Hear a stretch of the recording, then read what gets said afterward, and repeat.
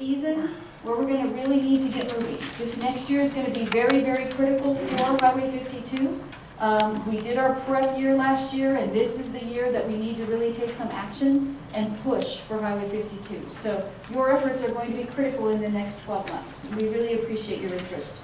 The current project timeline for Caltrans is the first item, item 2A, to really get into the meat of the discussion tonight. And Minji, if you could give an outline of where the project sits relative to Caltrans and their timeline. Sure. EIR, those kinds of things. Thank you, Madam City Manager. Yeah, now the project design is being worked out with Caltrans by developer Homestead.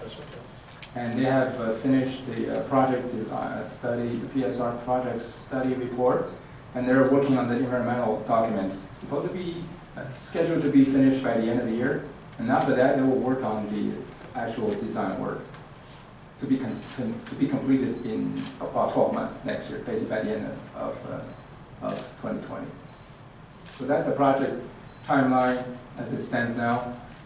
And we this year we have applied for 2 grants, 2 federal grants. One, sorry. I was keeping them on schedule here, but one thing, Minji, for the audience here to know then is that the environmental work we expect will be finished by Caltrans in January? Correct. And then the final design work will be finished by Caltrans in? End of 2020.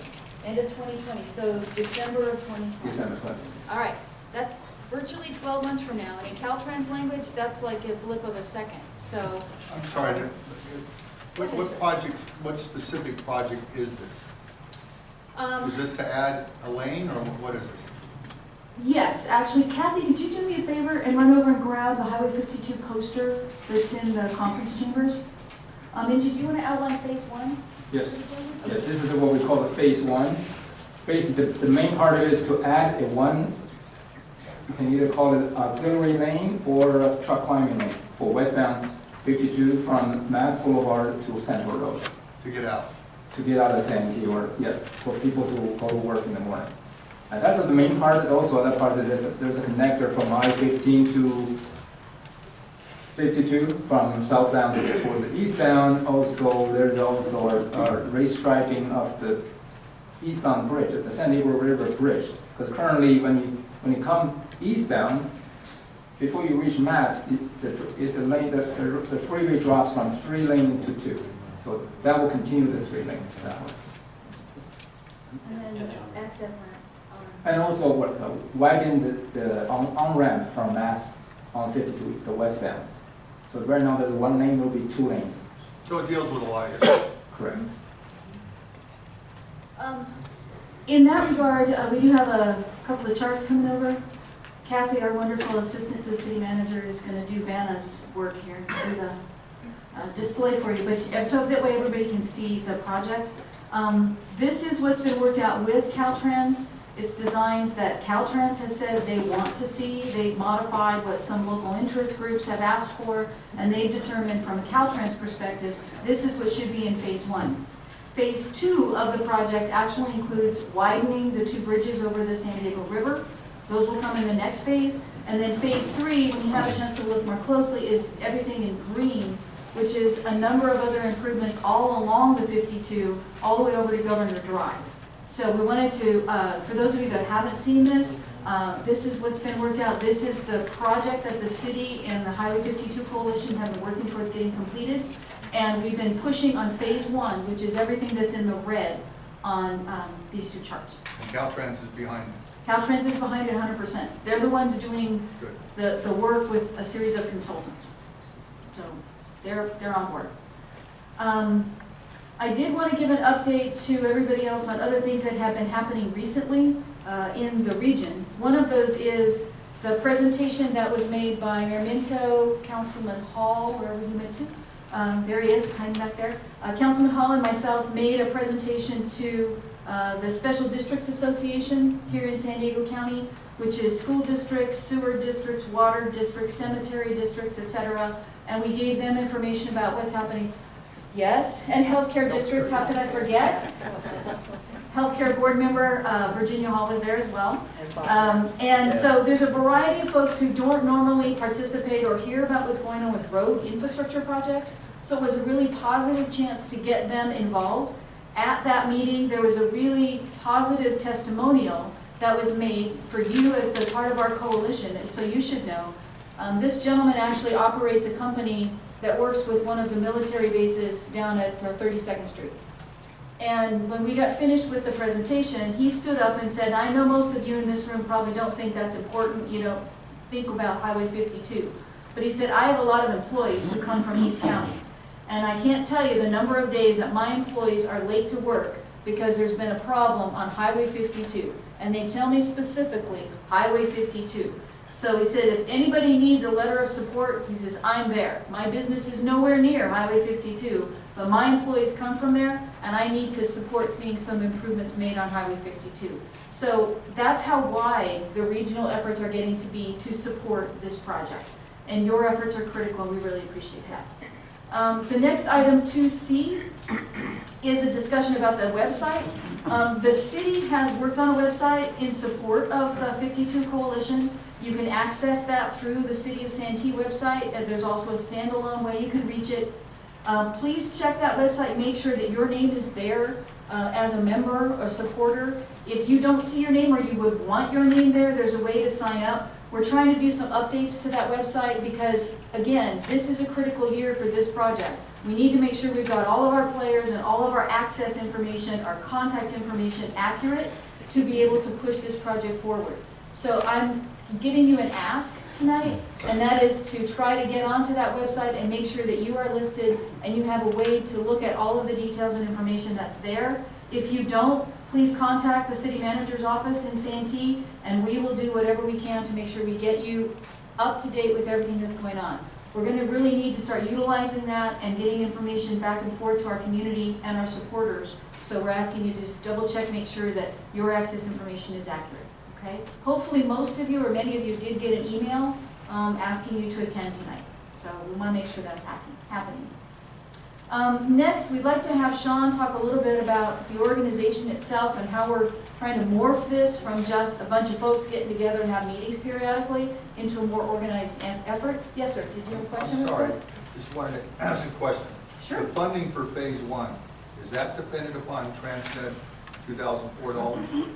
Well, it's funny you should ask, because that's a part of the last part of tonight's meeting. Okay, well then I'll be quiet. You're right on point. That's why we're having this meeting tonight, so thank you. And so when we had our first meeting of this group, we talked about how the group is just a group. I mean, right now it has no separate legal structure. It's not the city, and it really is just everyone getting together trying to solve this really important problem for the community. And the city and the city council have said we want to support this effort, and they put city dollars to it, and then the city is holding the money that's being donated to this effort and using that for the group's effort. So, in a separate account. In a separate, yeah. And we talked about that. We talked about it's a separate account. It's subject to strict accounting efforts. It's part of what if anyone wants more information about it, you can see where the expenditures are. That's the whole point of this, because we're just fiduciary. We're responsible for this organization and your money that's been contributed and put into the purposes of the organization. We do think it's important, and we talked about this at that first meeting, that at some point in time, and we're getting to the point where it's, I think, critical, the organization has to have a separateness and have its own management structure. And that's something that we can help with, but we can't drive, because we want it to be a collaborative effort with everyone here. So we need people to work with to help structure the organization. Whether it be some form of a nonprofit that's formed with a specific governing body that can make decisions, have a specific budget that's approved, all those kinds of things. We're at the point now where the grassroots work we've done has paid off tremendously. You guys have been great and really well organized, and we've really done something pretty amazing here. I mean, you guys have done something pretty amazing here. that's been recognized already, and people are like, how did Santee how did the Santee community get together in this way and do this? And that's great, but to take it to the next step, we do need to formalize this as a true separate entity with its own identity, governance structure, and whatnot, and that's really critically important. And so at the next meeting maybe, or in between, we need to have some discussion. So if you're interested in that idea, if you're interested in sort of the governance idea, talk to us, because we need to kind of build a group that can sort of do the legwork. And subject to the city council saying don't do it, we're happy to work on sort of the documents that are needed to make it happen. But we need sort of the group to drive the effort. And so if you're interested in that, talk to me, or better yet, talk to Marlene, and she can help organize that effort of building the governance structure. Thanks. Okay, so now you know kind of the current update, what's going on, what things are happening. We want to give you an update on where we are with our grant applications. The last time that we met with you, we talked about, and since the first meeting, we brought our lobbyists here and they talked about the federal process and how things work. Usually the first year you apply, you don't get any money, you learn how the process goes, you get some information from the federal government, and you move things forward. So we've gone through that first round. I'll break the bad news, we didn't get funded the first year, but that's okay because we didn't expect to. But this is the year we want to really push it. We did the effort, and we needed to put that effort out there so that the Department of Transportation gets to know our project. They start paying attention to it. We start making relationships with some of the people, and we know what they're looking for in the grant applications. This is the year we're going to try to move it forward. So I'd like for Minji to tell you a little bit about how that process went so you can understand that. We're going to be doing the same thing again coming up real quickly. So, Minji? Yeah, we applied for 2 federal grants this year. The first one is called the INFRA. It stands for Infrastructure for Rebuilding America. It's a grant that's intended for building basically, dilapidated infrastructures and things like that, but really for regional-wide, for corridors that have regional significance. So we'll apply for that in the amount of $24 million, because that's the maximum amount we can apply for that particular grant. That's 60% of our total grant cost, total project cost. And as Marlene mentioned, that we didn't get that. The good news is that the way I see it, we did make a short list. So there's a long list, like 90 plus projects nationwide. We made a short list of 50, but unfortunately we were not picked out of that. And then we applied for the BUILD grant, which is also a federal grant. This one has a maximum of $25 million maximum for a small project, which our project qualifies as one. So we applied for the 25 million. This one we're still waiting. This one, the result will come out in November. Is this only one grant? Only one amount of money going out for each of those? There's not multiple winners? No, there are multiple winners. Yeah, for each program, I think the total funding is about a billion, something like that. I think that one's a 900 million, another one's like something about similar in total magnitude. Yes. Is there any support from any of our congressional representatives for this? Yes, we do. I think we have. Like Juan Vargas, for example, or anything like that? No. Can I share? Yes. Okay, so those are some of the things that we're trying to get to tonight to get with you. The BUILD grant and the INFRA grant, when we made our application, all of the letters of support that all of you did went into that application of support. We also got letters of support from Congressman Hunter, from Congresswoman Susan Davis, from Congressman Peters. We did not get a letter of support from Congressman Vargas. My gut instinct tells me because he has a competing project down on the border, so he probably didn't want to do both letters. Congressman Levin, we didn't get a response from his office. We did get letters of support from Senator Feinstein and from Senator Harris. So we've got those moving forward. We got letters of support from Diane Jacob from the county as the county's Board of Supervisors. And we got letters of support from the city of Poway. We are working on letters of support from El Cajon, La Mesa, and Lemongrove. So we got letters of support from the Chambers of Commerce in the East County. We got letters of support from a variety of economic development entities, from a number of businesses, and we've been contacted by additional businesses since then who want to give letters of support.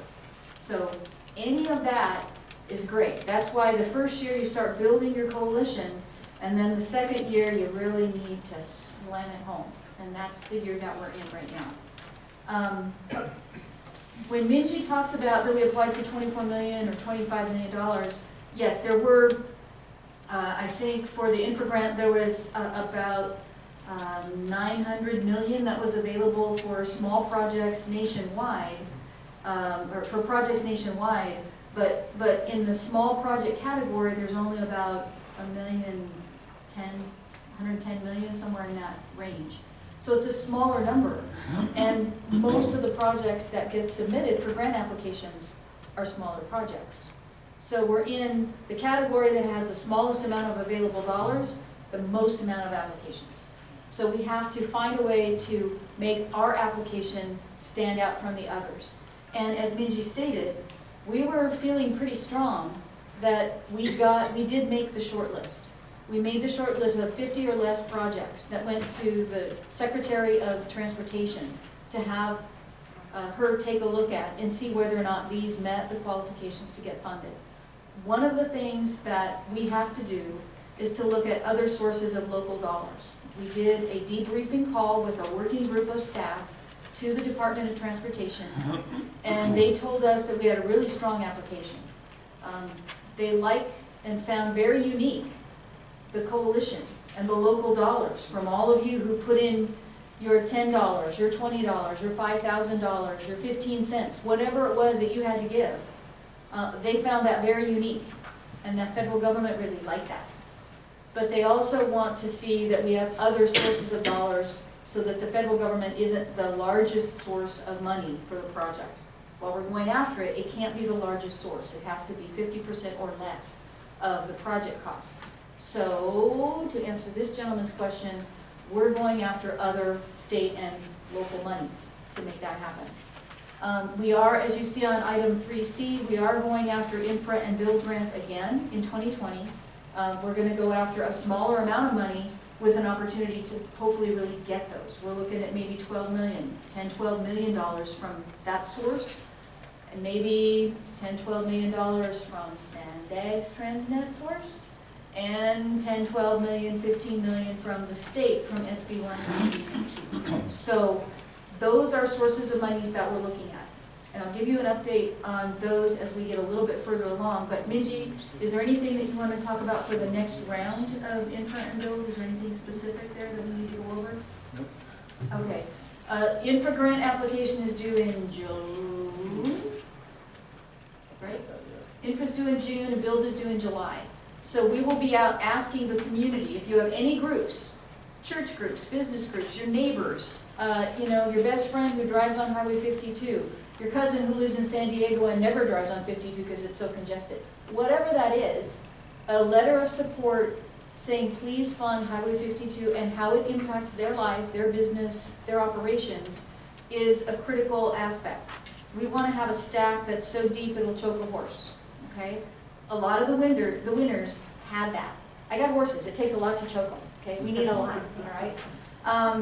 So we need to get any additional letters. We'll be going out to everybody who gave us a letter to ask them to update the dates. So it's not a letter from a year ago, but it's a letter from current. So we'll be asking for that. The congressional letters of support are in process. As you know, we have a lobbyist in DC. That lobbyist is already in process going to all of the federal offices, asking them to update their letter of support from last year, retype it, put a new heading on it, put a new date on it, and get that out to us so that we can include that in our packet. So on the federal level, we already have an effort being made to update those letters. We'll be doing the same thing with the state through Senator Brian Jones, Assemblyman Vopel, and through anybody else here in this region, okay? So all those letters of support are needed. As we mentioned, we're going after less than 50% of the money from the federal government, so we need to make sure we're having a local source of funding that's above and beyond what our private citizens, businesses, developers, or whoever else can donate. We need millions of dollars to come from Transnet. Thank you. That was my question. Yes, sir. Transnet monies are collected from each and every one of us in the East County, in San Diego County. They go into a pool. There's not as much as San Diego thought they were going to have, but there are still dollars there. And there still are dollars for road construction, despite the heavy push for transit development, and San Diego has a new push for 5 big old moves. Which we're not against any of those. At least me personally, I don't think that many members of the coalition are against any cool things that we could do elsewhere. We just want to make sure that we can get what we really need to take care of the 52 and move that project forward. So one of the things this is a big ask, but for those of you that are available, Sandag is having a critical meeting on Friday morning. I know it takes a lot of time to go downtown. Their meeting, the location of the meeting and the date and time is on your agenda. It's 9 o'clock Friday morning at 401 B Street on the 7th floor. 401 B Street is the Sandag offices. It's where they hold their board meetings. Mr. Ranson's been there. I know Councilman Hall has been there. I've been there. Councilman Hall will be representing us on the board that morning. And there is an item. It's item number 15. And item number 15 on the agenda on Friday morning talks about modifying Sandag's budget. There is an amendment that's been put forward by the Mayor of Poway and the Mayor of Escondido in a joint effort to encourage Sandag Transnet dollars to go towards local roads and highways, the 52, the 78, the 125, the 67, to fix local roadways that haven't received a lot of money from Transnet dollars to date. That amendment will be presented to the board, and there will be a vote. At least that's agendized. There will be a vote. Last time we did this, it took them until 2 o'clock in the afternoon to actually try to take the vote. But there will be a vote to say whether or not that amendment will move forward. I can guarantee you that there will be citizens from throughout San Diego County saying, please don't make that amendment. We need more bus service, we need more trolley service, we need more green development. I don't think anybody here is saying we don't need those things. What we are saying is, please give us a pittance of dollars that Sandag had planned on spending on the 52 in 2035 and 2050. Give us a pittance now so that we can move things forward with our efforts to garner funds from the state and the federal government and help leverage the local dollars that we have. So anyone who is available, we have buttons that hopefully some of you still have. I forgot, mine's in my office, I didn't put it on, sorry. I do have talking points here in case anybody is interested in going. Please feel free to show up, fill out a speaker slip just like you do for a city council meeting. They will call people in order. They have the fancy little lights. You'll know exactly how much time you have to speak. You can do your own talking points. You can use anything here that the city's providing. But the goal here is to make sure that people that sit around that Sandag board table know that the East County region wants to be heard and wants to be able to get an amendment to the existing budget, which shows transit planning monies to go towards the Highway 52, $6 million next year and $6 million in 4 years out, 5 years out. And that's to plan transit opportunities. That's to plan where they're going to put a bus or a trolley or something like that. We are proposing, the Mayor of Poway and the Mayor of Escondido, in their amended proposal, wishes to have $12 million, all $12 million, next year out of transit money for construction priority, not for transit development priority. It also allows us to say, please don't use federal dollars that Sandag gets, use Transnet monies.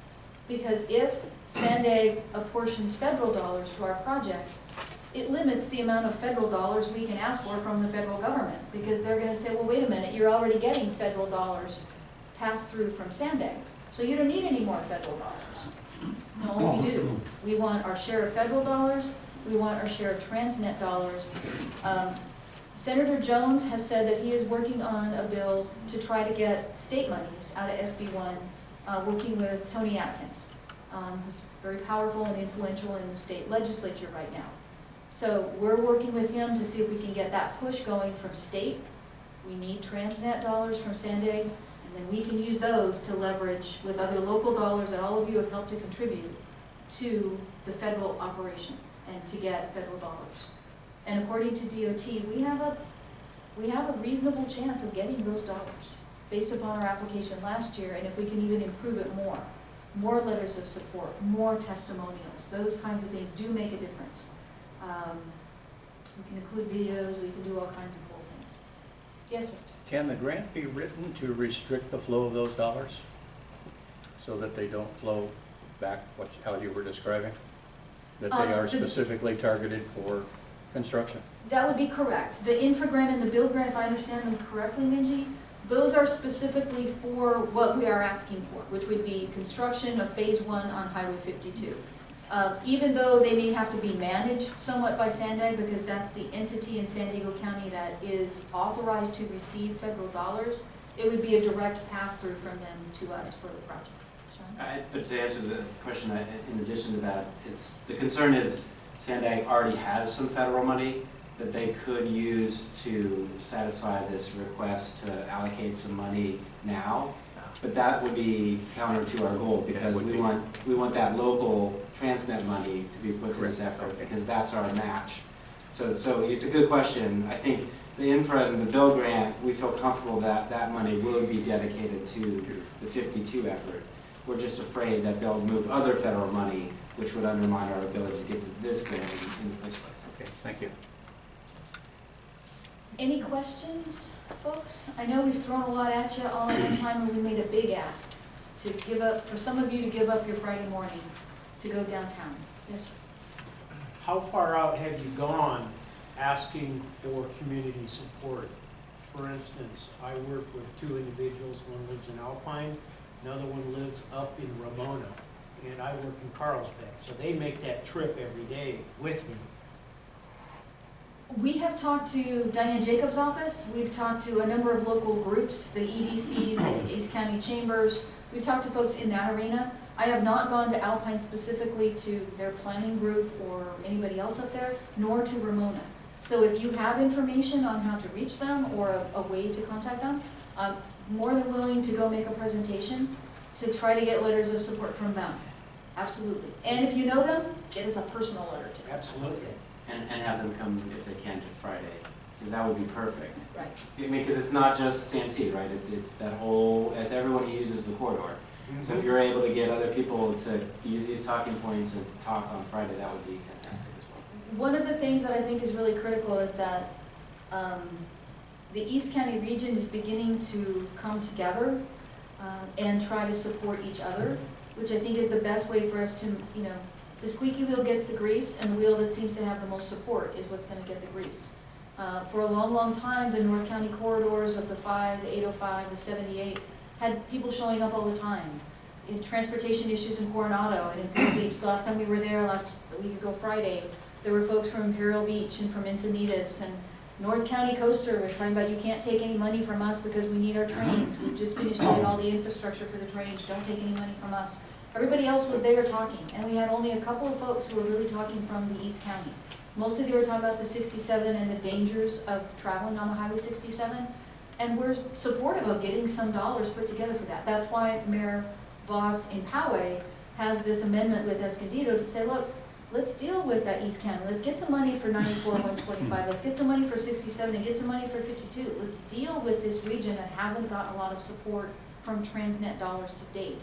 And the mayor of Escondido is looking at, let's deal with the support for Highway 78, which is also, as I think everybody else can attest to, creating congested too. So it's an effort to work together from areas that haven't got a lot of support from Sandag in the past, and to push to get people to be there to help support that effort. So, I've got talking points, so if anybody needs them. Well, Yes, you were asking who we talked to. We went down to the border. We talked to the border group down there, so we've gone all the way to the border to talk to people, so. One other thing, Minji and I had a meeting with, which I forgot to put on the agenda, I apologize, but Minji and I had a meeting with Caltrans staff who are working on corridor studies? Correct. Corridor plan. Corridor planning. The individuals that we met with, it's interesting because Caltrans is so large, some of the folks don't always talk to each other. They had heard that there was something going on with the 52, but, you know, they had never seen either one of, they hadn't seen the chart. And I said, but you're the people that are assigned to really do this project. You haven't seen the plan? Well, could we get a copy of it? Okay. So we had a whole conversation with them about our plan, and they actually told us that there are some improvements that Caltrans is looking at the Governor Drive on-ramps along the 805, which is great. It's part of phase 3, but let's get phase 1 done first, folks. So we talked to them for a long time and gave them our cards and told them we want to have regular meetings with them so that they would have an idea of what's actually happening within the region that they're supposed to be planning for, which was pretty interesting.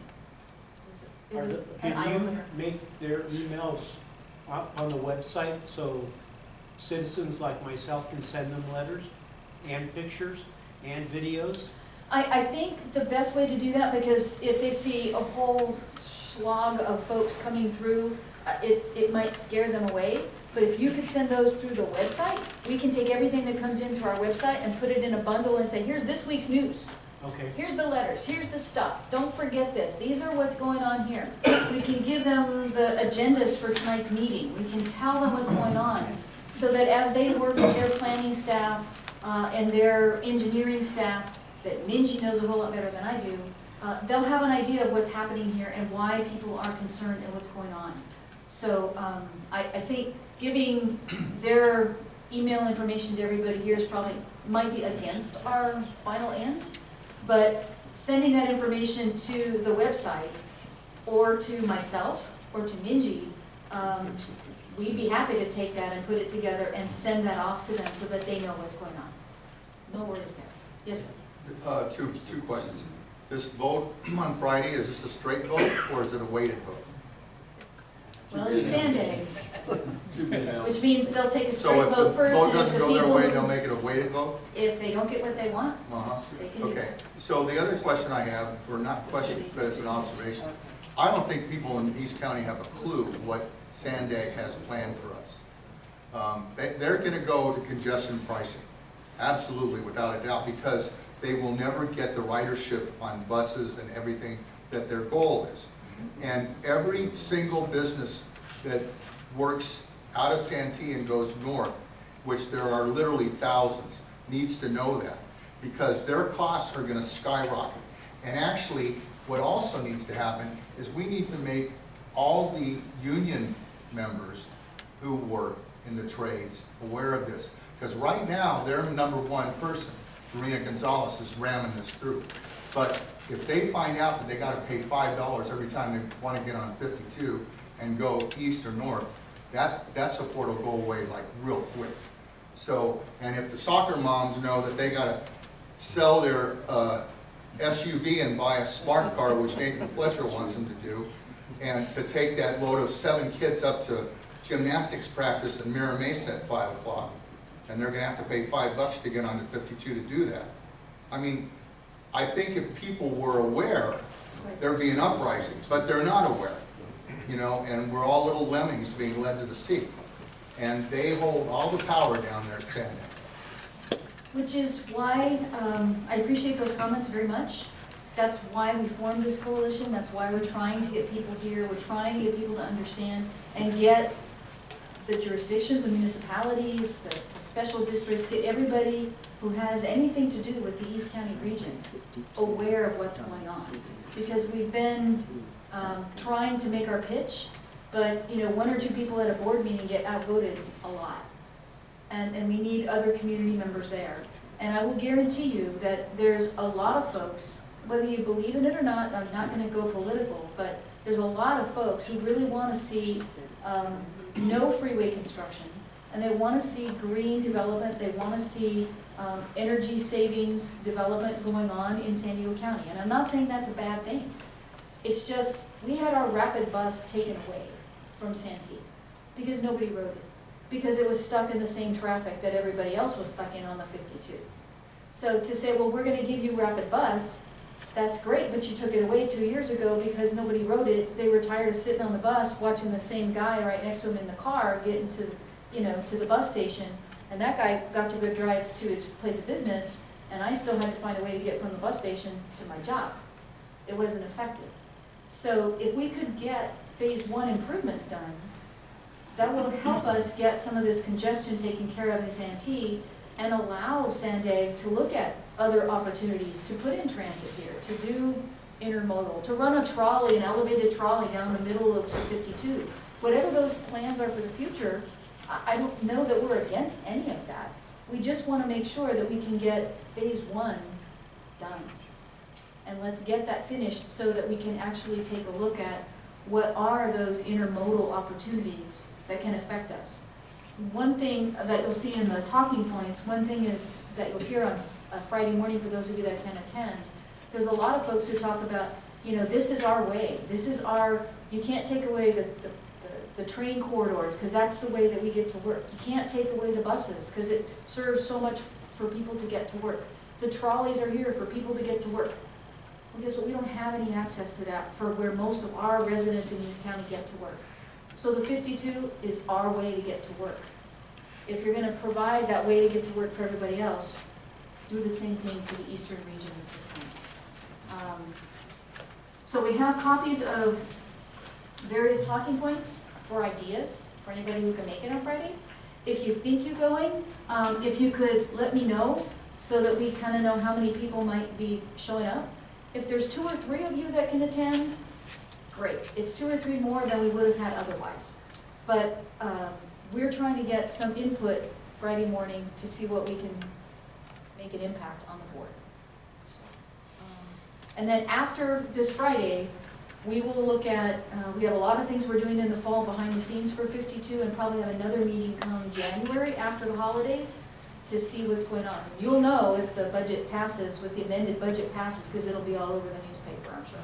So we'll see what the results are there. Any questions, any other updates? Yes. Well, this is kind of a little bit off the track, but I'm clueless as to what's going on with 52 now with all the trucks in the median and I don't know what they're containing, all those big yellow things.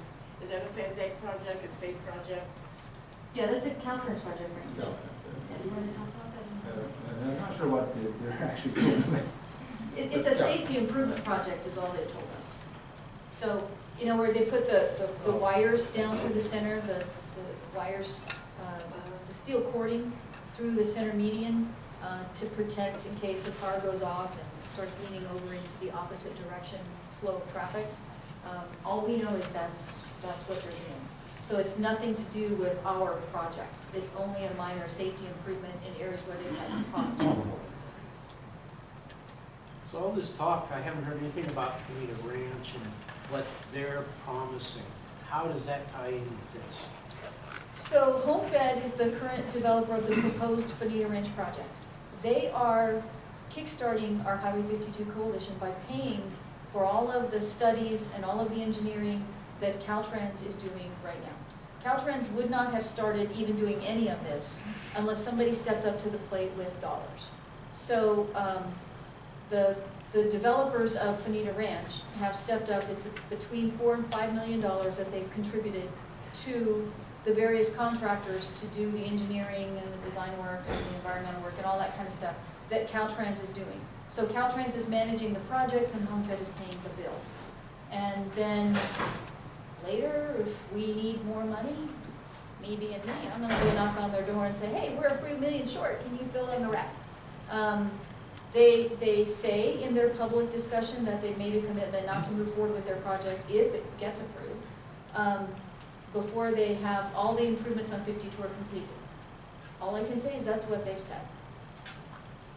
We're not here to support or go against that project, but yes, they have been involved And they've been working hand in hand with Caltrans on getting our project to this point right now. So all of your dollars, all of the support dollars that we've got from everybody else, like I said, the $10 gift certificates people bought in December, the $5,000, the $200, the $15, the $50, everything that you have given to date is being utilized. And it's going a long, long way, far, far faster than I think we would have expected. And I think Sean alluded to the fact that a lot of folks are wondering how this is all happening. Because for a long time, nobody thought about East County, and all of a sudden, we're down there saying, hey, you know what, if you're gonna leverage dollars, we've got money that's been invested. We're going after other money. Leverage our dollars. Give us some money to help leverage those dollars. And that's a very positive move for us. There is a coalition now that's been formed for the 94-125 interchange. I don't know how they're working, but after we formed our coalition, they formed a coalition. We get phone calls from elected officials in the Highway 78 corridor. Ron Hall and Mayor Minto get approached at various public meetings about, how are you guys doing this? How do you have people involved? What are you doing with this? And it's just a matter of getting up and asking, and all of you being willing to help, and we appreciate it. And that's why Friday is critical, because it's a next big step. If you can make it and use these talking points or use your own words to just say, hey, this is really critical. And I'm a member of the 52 Coalition, and I'm spending my Friday here because it's so important. So that would go a long way to kind of take that next step if you're able to do that. And if you can't make it, but you know somebody who can, pass along the talking points or have them go. The address, the time is all on the bottom of the agenda here. The location is a high-rise in downtown. You'll have to get there early. There's parking and subterranean parking. You have to go around and around and around and find a parking spot. But then just get on the elevator, go up to the 7th floor. That's where the board is. How far is that from the trolley station? Very good question. It's a little walk from the trolley station. Yeah, it's amazing, isn't it? Yeah. MTS is a different story. There's a trolley station right at MTS, but Sandag's offices are not at a trolley station. Okay. Any other questions tonight? Thank you all so much for coming. I really appreciate it. I know we as staff to help support this effort really appreciate it. And if you can go, please let me know, and here's some talking points. Thank you for taking time. We'll start the council meeting at 7 o'clock. Thank you.